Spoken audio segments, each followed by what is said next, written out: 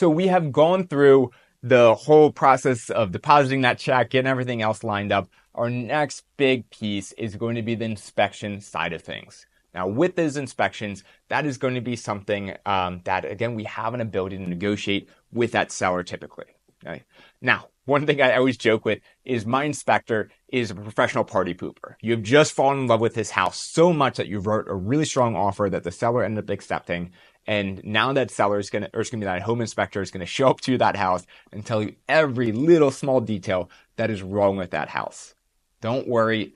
Even the most immaculate built custom homes have defects with them. It is completely normal, but it does give us an ability to both educate yourself. And that's the most important part, is that you understand all the features and sometimes defects that come along with the home that you're purchasing. And also obviously ability to negotiate so we can get at least a handful of them rectified, the most important ones. Now with that home inspection is typically going to take somewhere between 90 minutes and maybe 2.5 hours to complete, depending on the size of the home.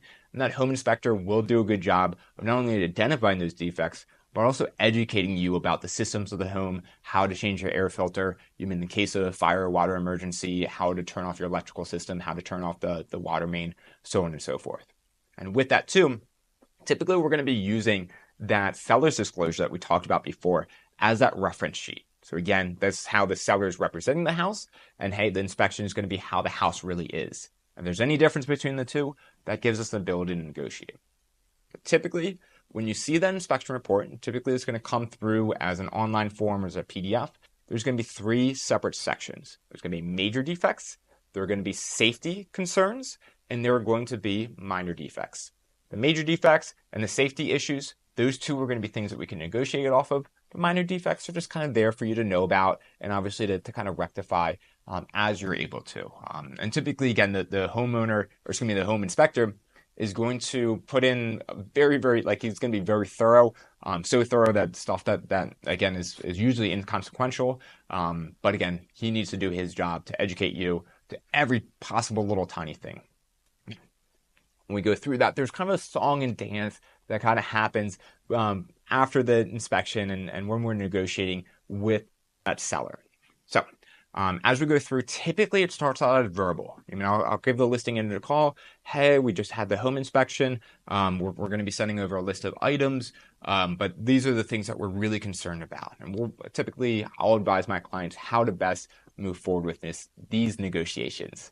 In these negotiations, once we've kind of somewhat gotten to a consensus on the verbal side of things, then we'll move on talking with that home seller about the things that we really want done. The ball's back in their court.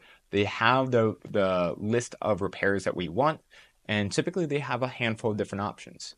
Option 1 is to actually get a contractor in there and fix those defects. Option 2 is to credit us some money or possibly put money in an escrow account for a contractor to do it at a later date.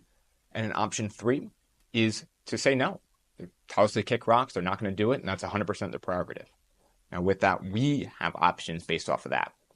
If they fix it, then good. Everything's all good to go. We obviously want to see receipts and that was done by a qualified person. But obviously, that's the best case scenario. The most likely case is going to be option 2, where there's some sort of credit. We're living in a post-22 or 2020 world where getting contractors in is very difficult. So with that, most times it's going to be done as a credit because, hey, getting a contractor in within 2 weeks to get something fixed is, again, nearly impossible, but not always. So again, that's most likely how that's going to negotiate. And then with that too, if the seller does say no, and they're allowed to, we have an ability at that point to back out, and to back out with that earnest money deposit. Obviously, it's not a fun conversation to have, but sometimes we really kind of butt heads and we can't meet even to agreeable terms, and it's best just to separate terms. Hey, I don't want you inheriting this home with a major mold problem or whatever problem that we've identified. And obviously, the home seller is at that point is unwilling to solve that issue. At that point, again, we're able to separate and to move on and to again start our home search process over again.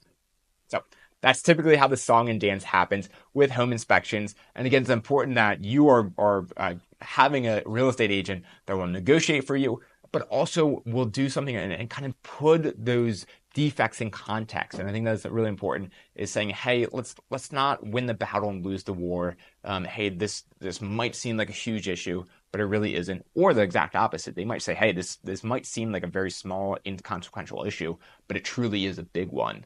And again, that real estate agent that you work with should advise you and should help you out with how to negotiate.